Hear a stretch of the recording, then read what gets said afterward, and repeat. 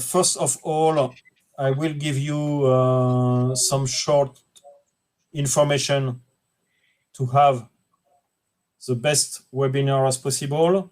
So normally you attend the webinar with your browser. Normally it's better with Chrome, Firefox, or Opera. In case your internet speed is very low, you can use a phone number to follow the webinar. The phone number is on the chat.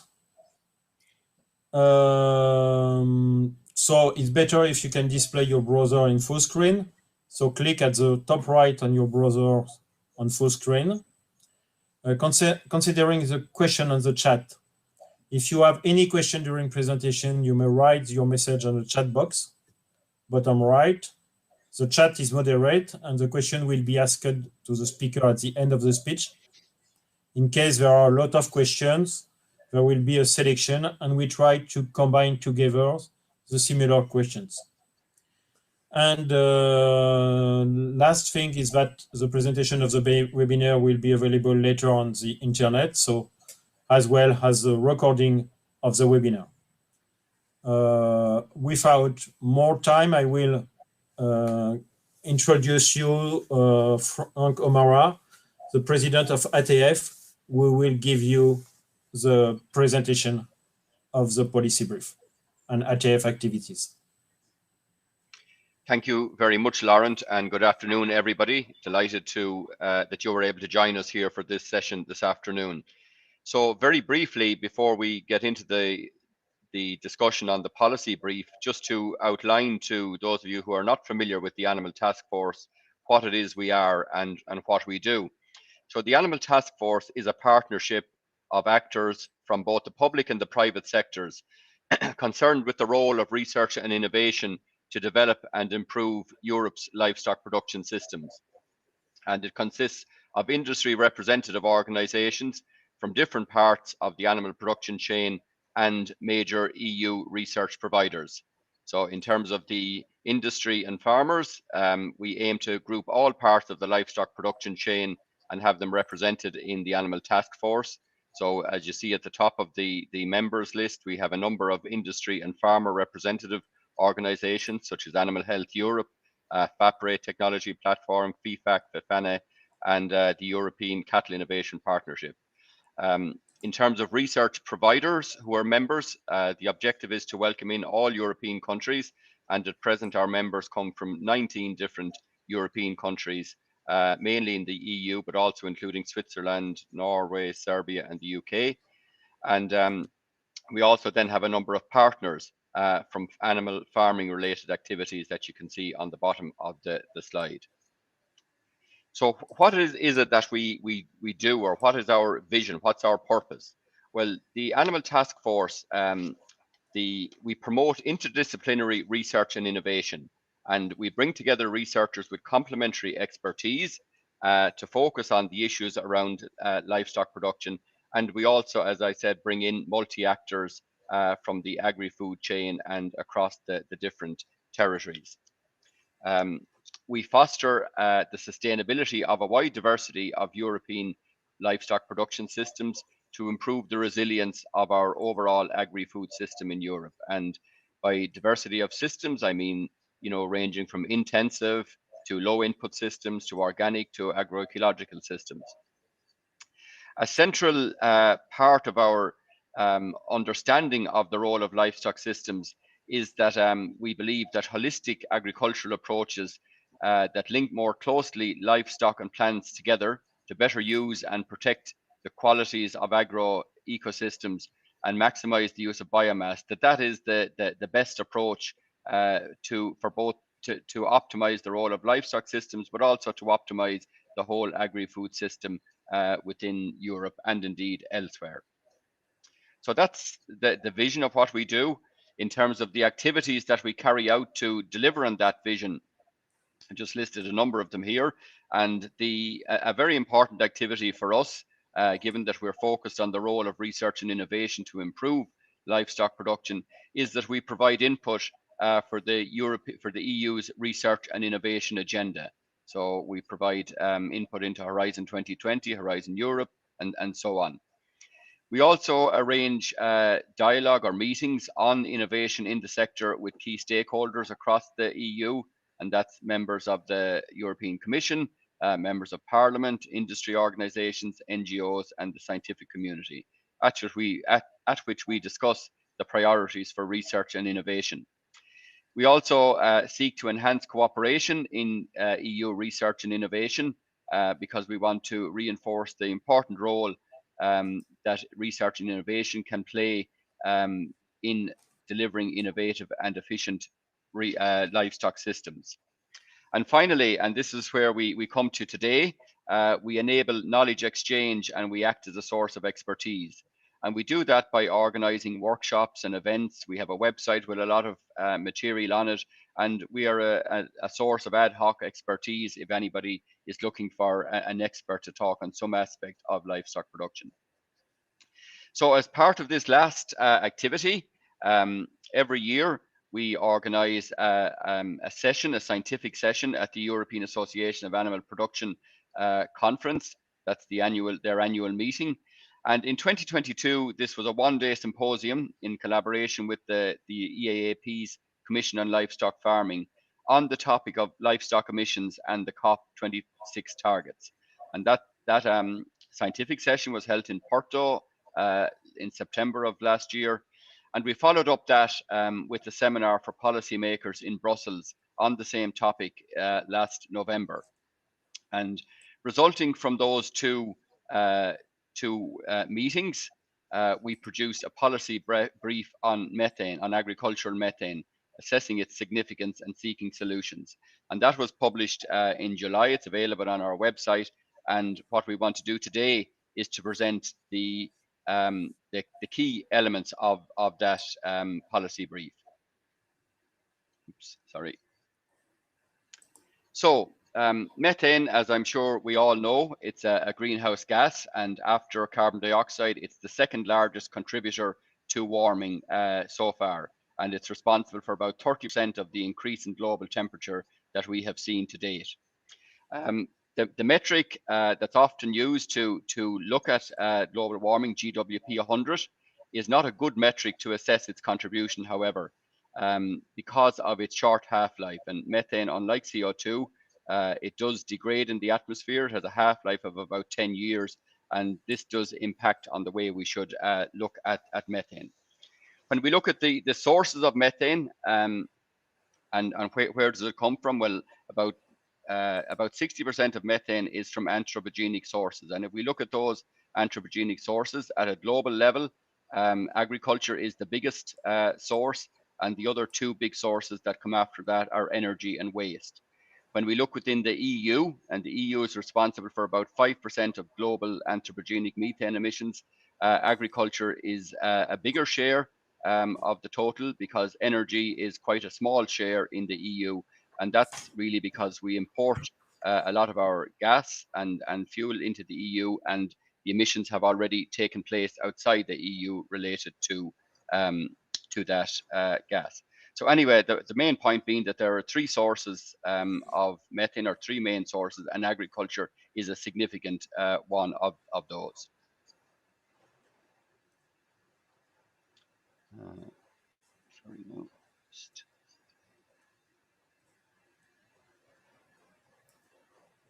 I'm going to slide too far. No, this is the next slide I want. So just want to look at the way that emissions of methane, particularly within the EU, have evolved over the last 30 years. And in the EU, global methane emissions have actually fallen, while at the same time, global emissions have been rising. And if we look at the box on the right-hand side, we can see that since 1990, global emissions of methane have increased by 23%, whereas over that time, emissions within the EU have actually decreased by 39%.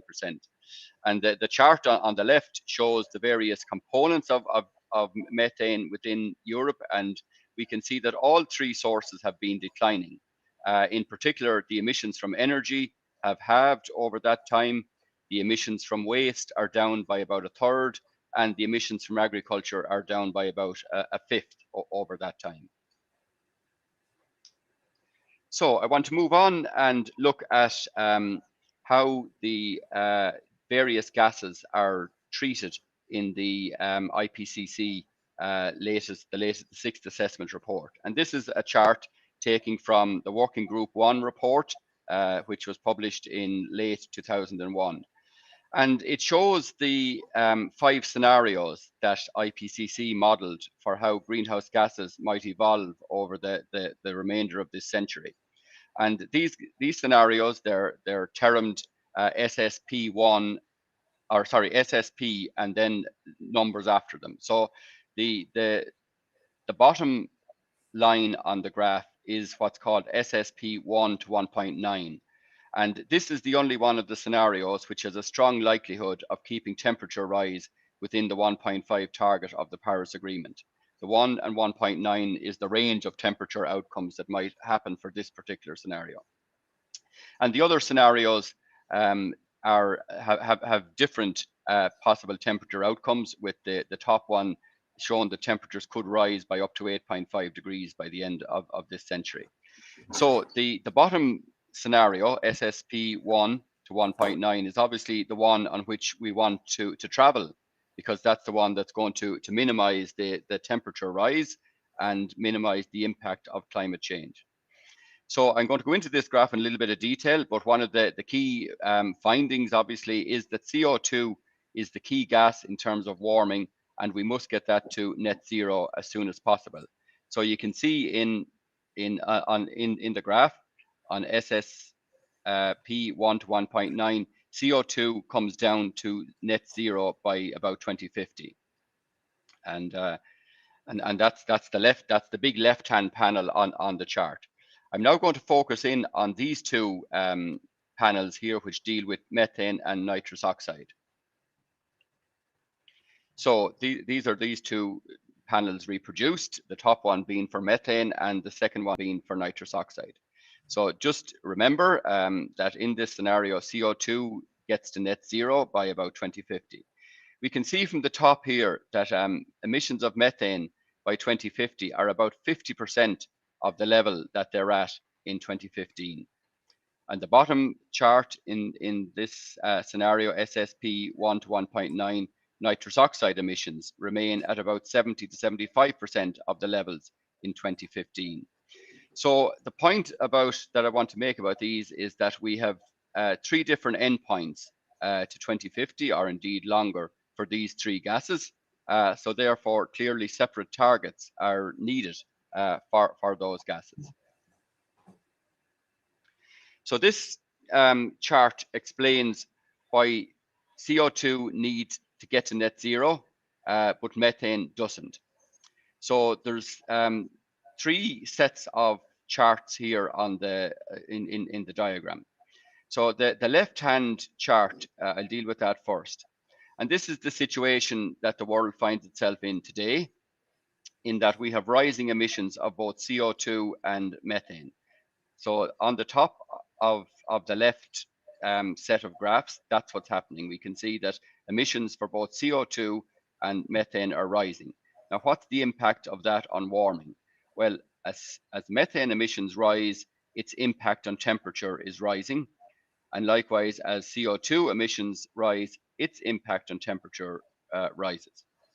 So that's the left-hand side. If we now focus in on the middle two, and this is where let's assume, or let's imagine a scenario where we are able to keep the emissions of CO2 and methane at the same level every year as they have been in the preceding year. So we have constant emissions of CO2 and methane, not zero emissions, just constant emissions. So what happens to the temperature effect of the 2 gases in that scenario? Well, in that scenario, if we stabilize methane emissions, well, the temperature rises slowly until it reaches equilibrium, and thereafter the temperature impact of methane is more or less constant. It doesn't have any further impact on temperature rise. And this is very different to what happens with CO2 if we manage to stabilize emissions. The temperature effect continues to increase even with stable CO2 emissions. So that's a very important distinction between these two gases, obviously, that one continues to add to warming even if we stabilize the emissions, whereas the other doesn't contribute much to further warming if we manage to stabilize its emissions. The reason for this is that methane has this short half-life, whereas CO2 remains in the atmosphere for a very long time. So the graphs on the right-hand side then look at what happens if we manage to reduce the emissions of both CO2 and methane. And we can see that in the case of methane, if we reduce its emissions, well, then we lead to a temperature decline. And that's a very important feature about methane, that in the short term, it can give us this temperature decline if we reduce emissions. But look what happens to CO2 while its emissions are falling. The temperature effect of CO2 continues to rise until we get the emissions down to zero. So this is a very important difference between the two gases. It's not quite as simple as those graphs might portray, because we do need to get, apart from just stabilizing methane emissions, we actually need to reduce the emissions by about 3% per decade so that its impact on warming remains constant. So let's look at the trajectory of gases in the EU climate policy. And in the EU's climate policy, this graph here shows how the gases will evolve over out to 2050 if we are to achieve the targets in the policy. We can see on the left-hand side of the chart the way emissions have gone since 1990, and then projections for out to 2050. And the first thing to say about this is that the EU policy bundles all the gases together using the metric GWP 100 and requires all of them to be at net zero. So if we look in detail at the graph, we can see that the emissions coming from the non-CO2 emissions from agriculture, that's the third segment up from the bottom above the axis. They it's the second segment from the top. Anyway, it doesn't really matter.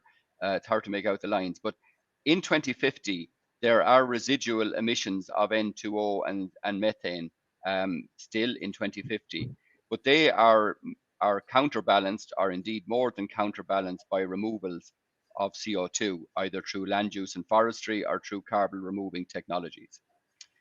So the point, I suppose, here is that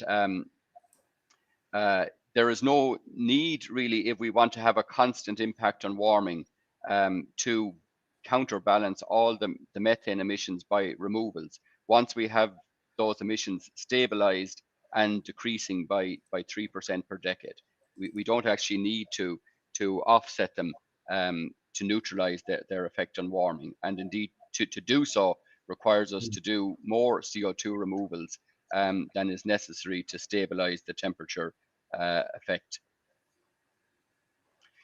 So we obviously and absolutely do need to reduce methane emissions, and many countries have signed up to the global methane pledge to reduce methane emissions by 30% by 2030. So where should we start, or where are the easy wins to reduce methane emissions? And the EU Methane Strategy singles out methane from energy as the source of methane that should be tackled first, because it can be cut the quickest and with the least cost.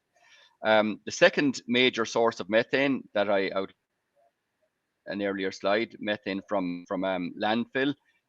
We obviously should minimize the amount of biodegradable waste going into landfill, and that's obviously an objective of the EU, and the circular bioeconomy is very much focused on doing that.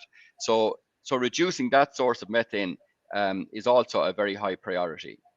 And the third source of methane, agricultural emissions, they obviously should also be reduced as much as possible. But we have to recognize that some methane emissions from livestock are unavoidable. And this is because of the unique ability of ruminants, in particular, to convert fiber to food. So there are ways, and my colleague Jean-Louis Perrault will deal with those in a few minutes. There are ways to reduce emissions of methane from agriculture, whether it's low emitting animals or lifetime efficiency or so on. There are ways to do that. So coming to the implications of all this science, the first implication is that reductions in methane emissions are very important for limiting human-induced warming. If you remember, emissions of methane are currently rising across the globe, falling in the EU, but rising overall across the globe. So we do need to curb those increases, to stabilize them and to reduce them. But they do not need to reach net zero by 2050 to keep within the Paris Agreement. This is in contrast to CO2 emissions, which do need to be reduced to net zero. And the implication of this is that separate targets are needed for the different gases, in particular for methane as a short-lived gas compared to CO2. Methane from agriculture should be reduced as much as possible, keeping in mind that some emissions are unavoidable, as I said, and that is the consequence of having ruminants and the valuable service they provide of converting non-edible feed materials into highly nutritious food products. Also, reductions in methane from energy and waste sector should be prioritized, as this is where emissions can be cut the quickest and with the least cost with available technology. We should also recognize that livestock farming has the potential to increase soil carbon sequestration, thus reducing its net emissions from better management of forage systems and grassland.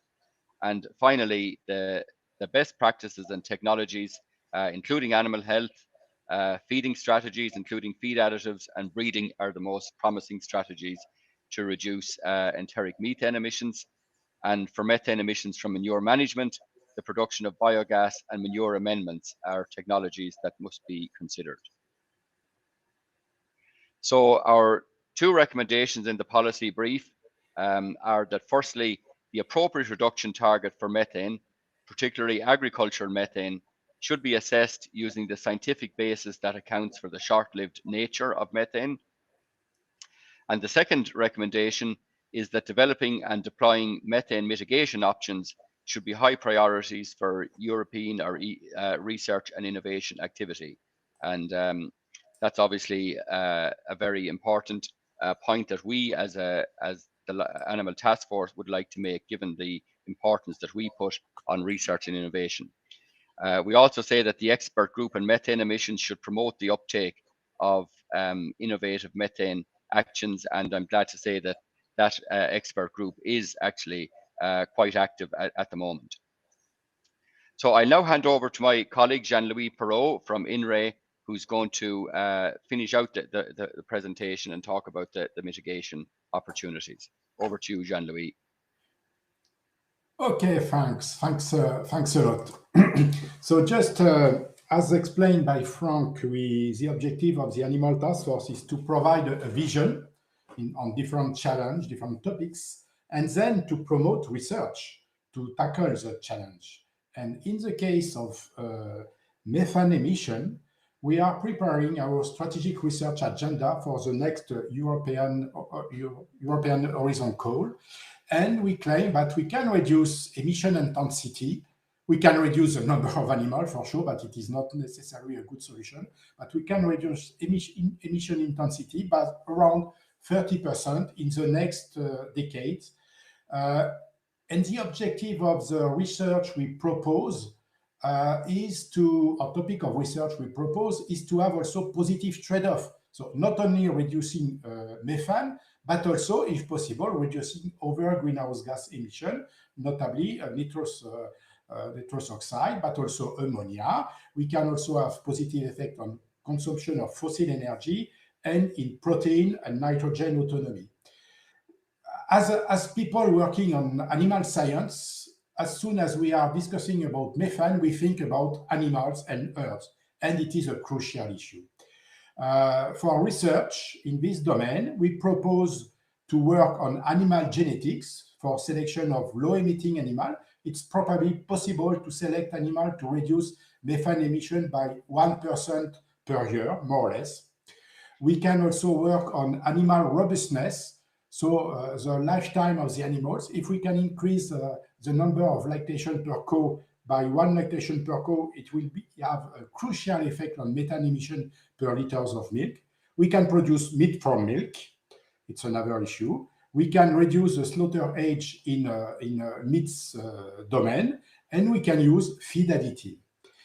A lot of research on this topic. But we don't need to forget other way of action.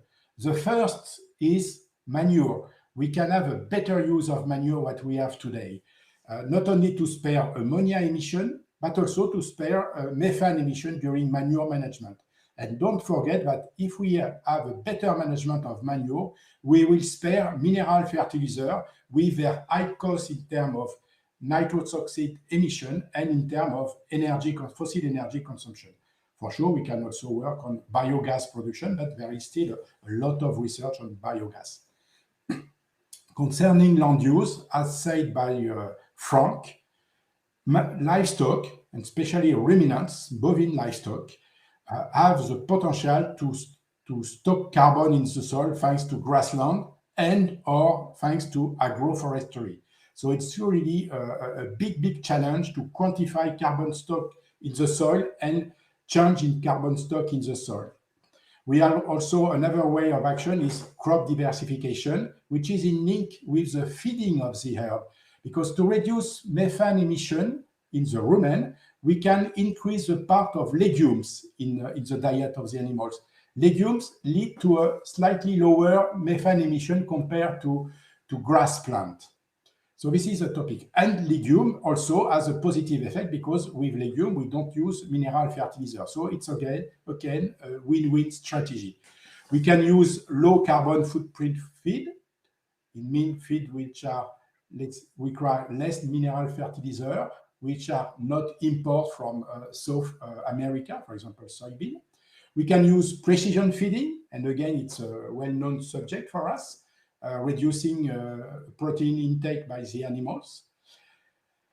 And this is the global vision we try to defend in our strategic agenda, working a lot on animal and herb, but don't forget the other way of action, which are feeding, land use, and manure management. It is an holistic view of research about methane mitigation in the livestock sector, particularly the ruminant sectors, with a win-win strategy with other important issue for livestock when we evaluate livestock using life cycle analysis. And for sure, it's not in this slide, but as said by Frank at the beginning of the presentation, methane is a short-lived greenhouse gas, and it is not so well taken into account in the calculation in life cycle analysis today using the equivalent CO2. So we need to consider also the dynamics of methane in evaluation of the livestock system. Thanks. Thank you very much, Jean-Louis and Frank, for this very clear presentation. We will move to the question part, so the discussion part. And so we have already some question on the chat. Anna, can you summarize the first one, please? Yeah, thank you, Laurent. Yeah, we have a few questions here. I'm gonna do the first one. I think it's either of you can reply. So it says Matthews Kim or Kim Matthews, I'm not sure. Given that methane loss from the atmosphere is converted into CO2, does that mean we need to offset methane emissions with CO2 reductions in order to meet net zero 2 emissions? Should I say it again? No, I think it's so this is look, you know, I'm not expert in atmospheric physics or anything like that, but the CO2, the methane that is produced by livestock is part of the carbon cycle. So that methane was originally you know, a molecule of CO2 that was taken out of the atmosphere into plants via photosynthesis, was eaten by the animal at some stage, and most of it was respired back out as CO2, but some of it was respired out as methane. And eventually that methane does go back to the original CO2. That's very different with fossil methane, which is taking methane out of the, or, you know, the CO2 that the methane eventually degrades to in the case of fossil methane is new CO2 in the atmosphere, or at least CO2 that has not been there for millions of years. So that difference between those two sources of methane is what we call biogenic and non-biogenic methane, and they're actually assigned slightly different global warming potentials actually by IPCC. So anyway, the end result is we don't need to take account of that CO2 that the methane degrades into in the case of livestock derived methane, because it is biogenic methane. Okay. Thank you, Frank. Do you want to add something, Jean-Louis? No, that's okay. No, it's very clear. No, nothing. Okay. The next question, I think, is the same line. Could you compare the soil carbon storage of grazing system to methane emission of ruminant production systems? So as Jean-Louis said, and Jean-Louis may also wish to answer this, it's quite difficult to measure the carbon storage potential of grasslands. It's very variable depending on soil type and climate and so on. But when we look at the emissions per hectare from livestock systems, we see that in some cases the soil carbon storage and above ground biomass storage in hedges and trees and woodland can almost be equal to the emissions from the livestock and from the agricultural activities. But in other cases where you have more intensive systems, the emissions will be higher than the sequestration. So it really depends on what emissions are coming from the land and what sequestration potential. And for some farms, the two of those will meet, but for other farms, there will be a disparity. I don't know, Jean-Louis, do you want to add anything to that? No, yes, it's first carbon storage under grassland or under agroforestry. It's an important matter of research because it is difficult to estimate first, and secondly, very extensive systems are carbon neutral because they stock in the soil more than animal emit on the field. If we have less than 0.5 livestock unit per hectare. So it is very important for the life cycle analysis to have make a difference between the roof emission, which is actually what we have, it's total emission from the herd, and the net emission, which is the difference between roof emission and carbon storage. Basically, which is what we need is net emission. It's difficult to manage because we have no precise estimation of soil carbon storage, but it is the line for research, and the European Commission and a lot of government are thinking in this way. Just it is not so simple to evaluate, so we don't evaluate, but it is a misleading, and it provides a bad view of livestock because we have a overestimation of the real cost of livestock in terms of greenhouse gas emission. So this is the important point. In European system, we can evaluate that using carbon storage, so the net carbon footprint of milk, we can reduce milk carbon footprint is 10 to 20, 30% lower than we have estimated at the moment if we consider soil carbon storage.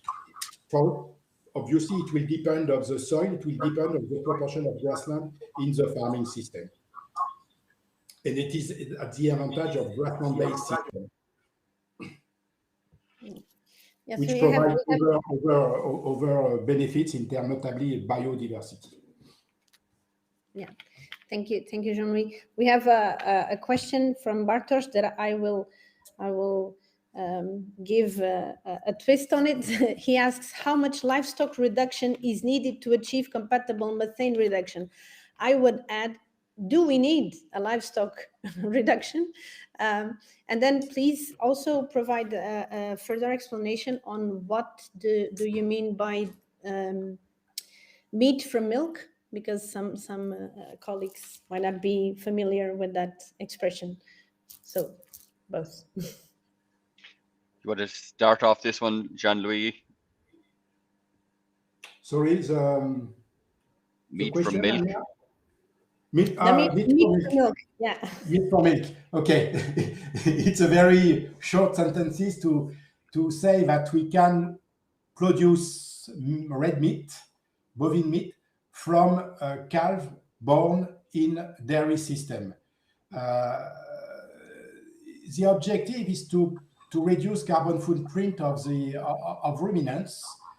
And if we think only beef system in one side and dairy system in the other, we can misinterpret the objective, because the more you produce milk per cow, the less you produce meat per kg of milk or ton of milk.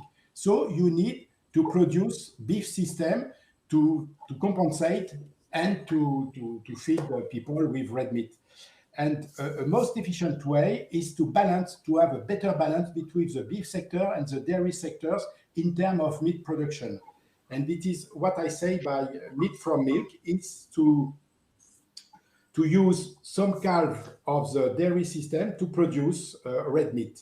And this way it can be increased in the future if we have more robust dairy cows. With one lactation more per cow, we will have more calf to produce meat. So the objective is to have a balance between the beef sector and the milk sectors, keeping the beef sectors in more extensive area where we can produce nothing else than permanent grassland. And about the reduction? And to maintain biodiversity and rural vitality. And about the reduction of the numbers, do we need to reduce livestock? And if so, on how many? How much? Difficult to respond. The science say that concerning the objective put in the Green Deal, we can achieve the objective with increasing efficiency of the system. The question is, we do research, we can reduce, I claim that we can reduce methane by 30%. Technically, it's possible. The question will be if all farmers will be able to reduce by 30%. This is the question. And the response is probably not. It's why some people claim we need to reduce the number of livestock in Europe. It will be more easy to reduce a little bit the number of livestock to achieve the objective in terms of greenhouse gas, but we need to take care of this aspect. The livestock number is still decreasing in Europe without doing nothing, just for economical reasons. So this is a point. The second point is, if we reduce too much the livestock sectors, we will have this time negative trade-off, because the consumption of dairy and meat product doesn't decrease very much in Europe. So if we don't produce what we eat, we will import. And the European livestock sector is the most efficient at the world level in terms of methane emission or greenhouse gas emission per kg of meat or kg of milk.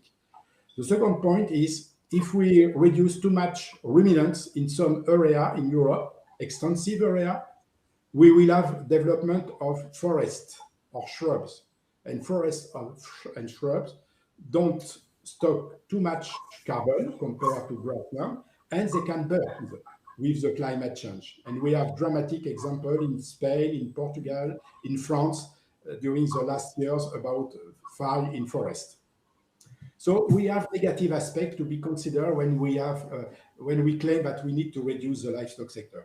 And don't forget that reducing the ruminant sectors is also reducing the area of grassland in Europe with negative.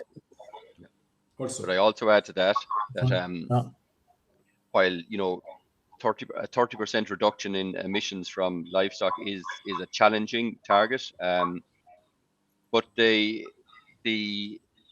implications of not treating methane separately is that we will be trying to offset the residual emissions of methane, whether it's 70% or 75% or 65%, around that figure of if we reduce by 30%, well, there's 70% left.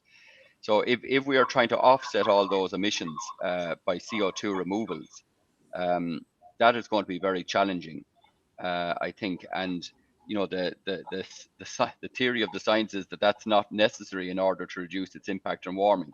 But if we're trying to do that, it will put a lot of pressure on livestock numbers, because we will be trying to offset so much of that emissions with CO2 removals. So I think that's really one of the important points that the policy brief is making.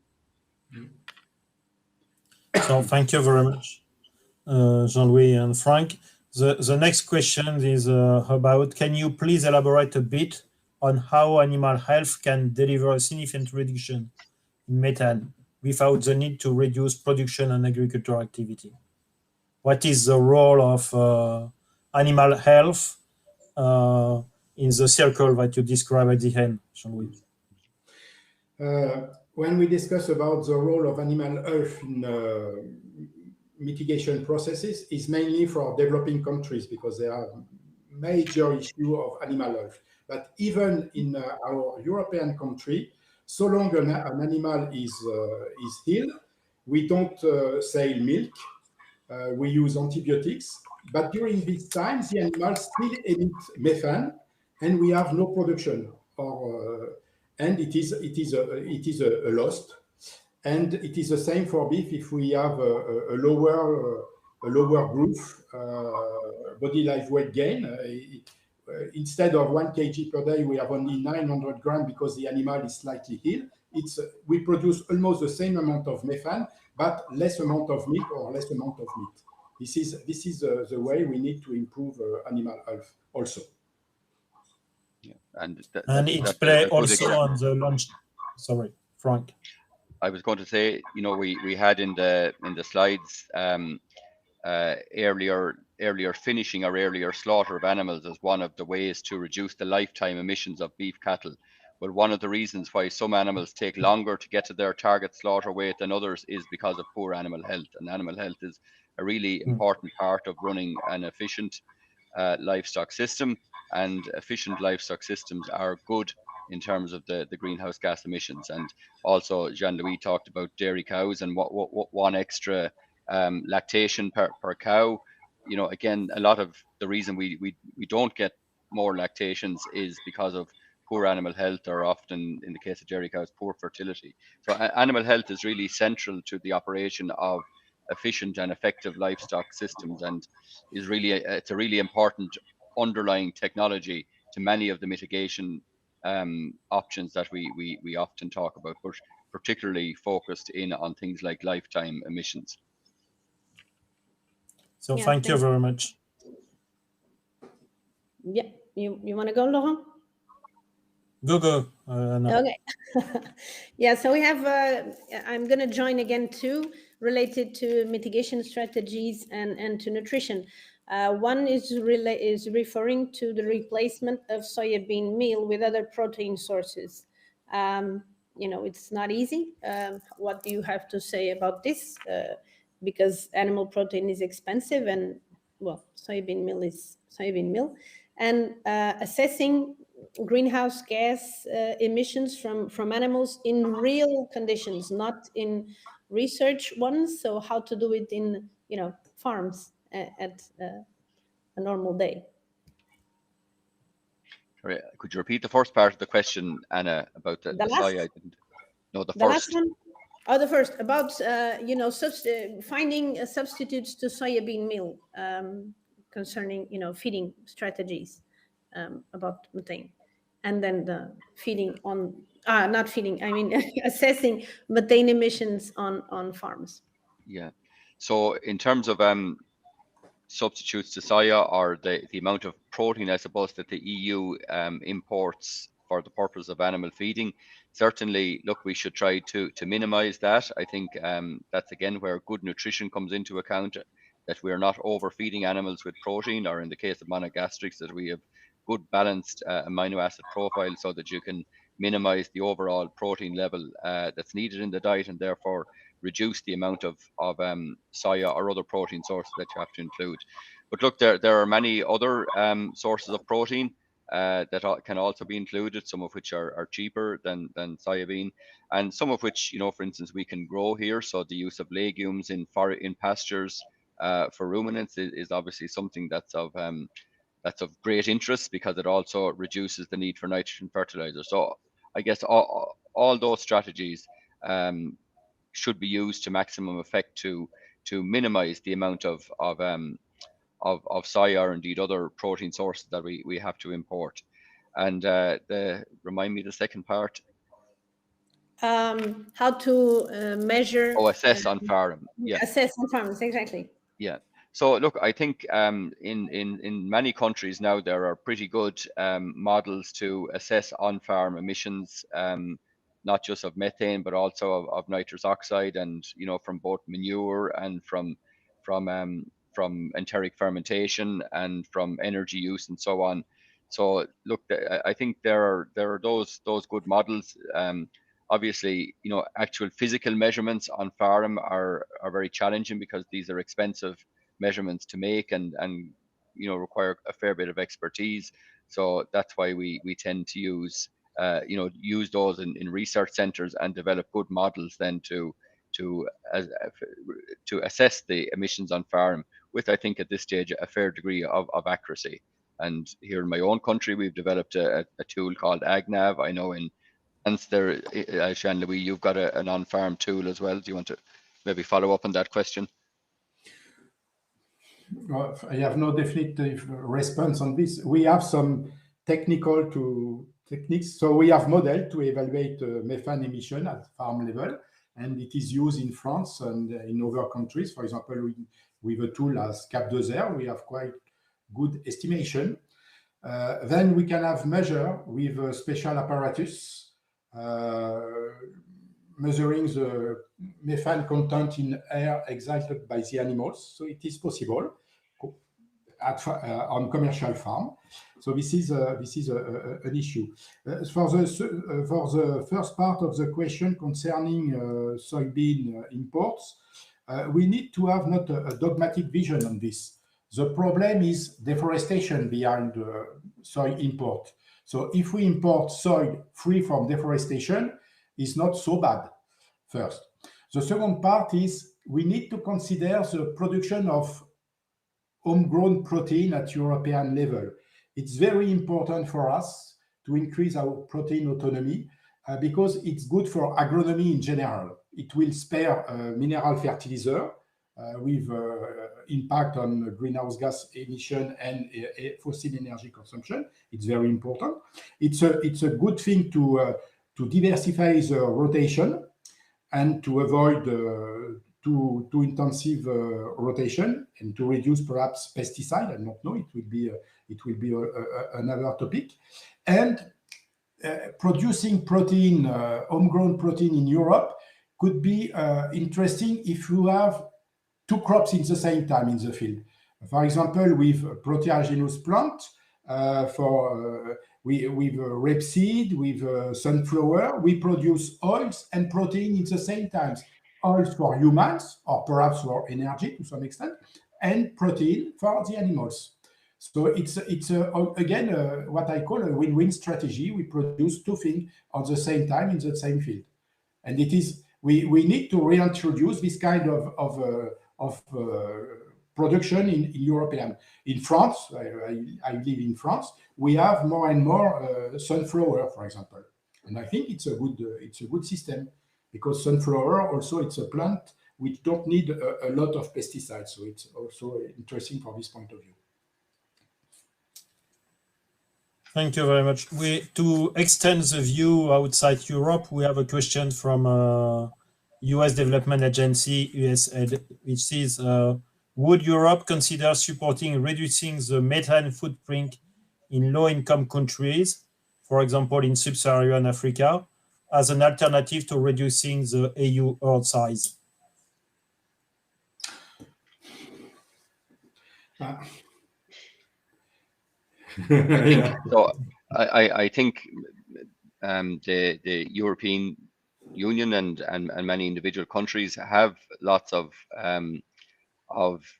development projects in various regions of the world, including sub-Saharan Africa, which aim to improve the ability of those countries to produce food, livestock-related food or animal source foods from their own resources.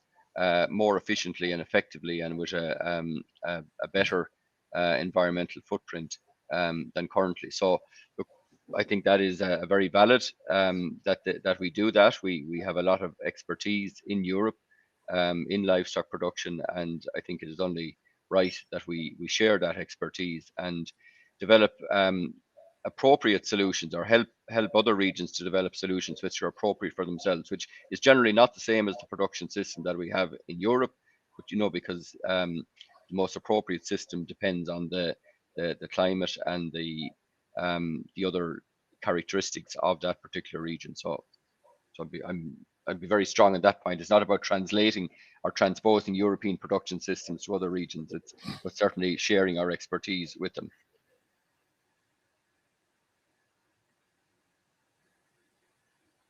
You want to add something, Jean-Louis?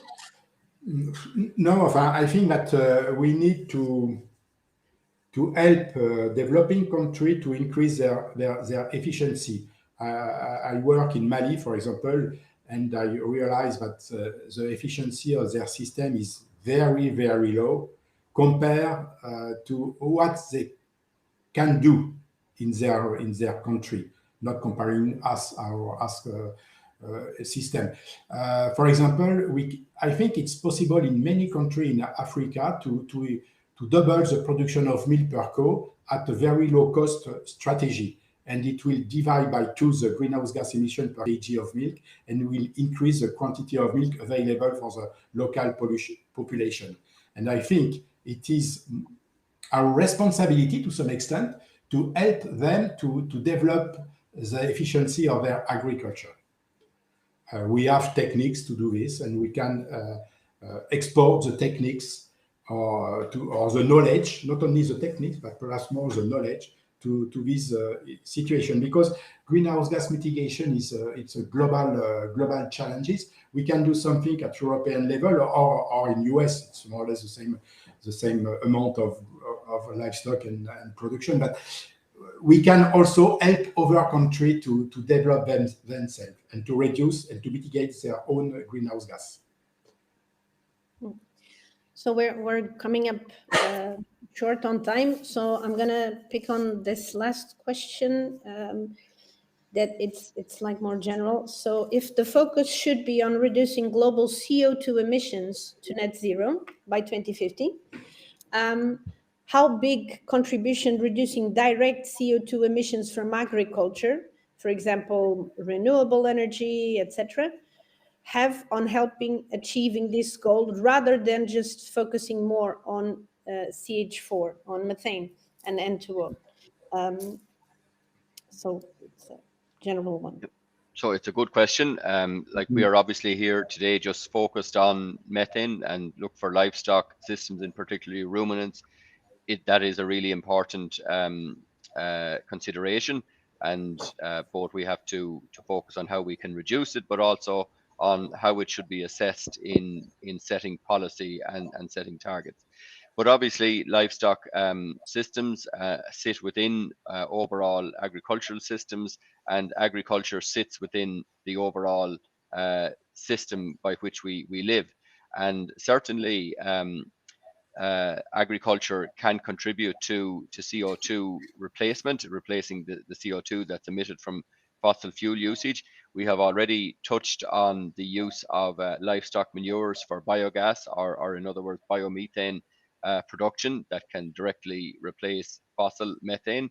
And we have touched on agroforestry and other land uses, and indeed soil carbon sequestration itself, that will take CO2 from the atmosphere, or offset some of the CO2 emissions that are coming from fossil fuel usage. And there are other options for land to reduce, or for farmers to produce energy, such as solar on roofs, or even indeed field scale solar, or whatever. So agriculture certainly has a role to play in reducing the global use of CO2 for our production of CO2 from fossil fuel usage. And we're certainly not we certainly don't think that that's not important, but today is just really focusing on on the methane side of the business. No, nothing to add. It's clear. Okay. Frank, a last question before to conclude. Could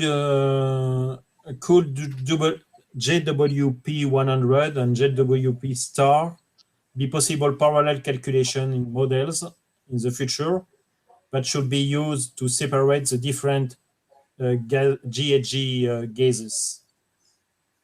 Yes, and so look, anybody who studies these metrics will know that this is a complicated area, and the different metrics, GWP 100 or GWP star, and there are others as well, they all have their usefulness. But as Jean-Louis mentioned earlier, when we're doing life cycle assessment studies of livestock production, and just using GWP 100 is probably not giving us an effective evaluation of systems using, on a life cycle assessment basis. So I know there are some scientists who would say we should be assessing the methane on the basis of GWP star and the other gases on the basis of GWP 100. And look, I'm sure that science will develop over the coming months, and we will. I think all the time we are improving our understanding of these gases and how we need to assess them. And I suppose it is complicated. It can't unfortunately be simplified, and simplification can lead to to inadequate ways of assessing things, and essentially I suppose that's maybe what GWP 100 is, assessing them all on that basis is a little bit of a simplification when we want to look at a system which has a large amount of methane in it. So going back to the question, I think yes, we will see assessments where the two metrics are used as appropriate in those conditions. Jean-Louis, you're probably more familiar maybe with this area than I am, so I'll give the last word on this one to you. I don't know if I am more aware of you, but I think we need, when we make evaluation of the agricultural activities, and especially from the livestock, we need to consider that we have different greenhouse gas, and only using equivalent CO2 is not sufficient. It could be interesting for politicians because we put on the same line agriculture and transport and energy sectors. But when we come into agriculture, we need to consider that we have different greenhouse gas with different properties. And at the minimum, when we evaluate a ruminant system, we can calculate the part of methane in itself and the other greenhouse gas, I mean N2O and CO2 together, because they are long-lived greenhouse gas. And I think that it will be a progress to have two estimated, what we emit in terms of methane and what we emit in terms of N2O and CO2 in the system, because it's two different greenhouse gas. After, we can have a unit, a common unit, JW star or JWP only. It's a question because there is no scientific consensus of the method at the moment.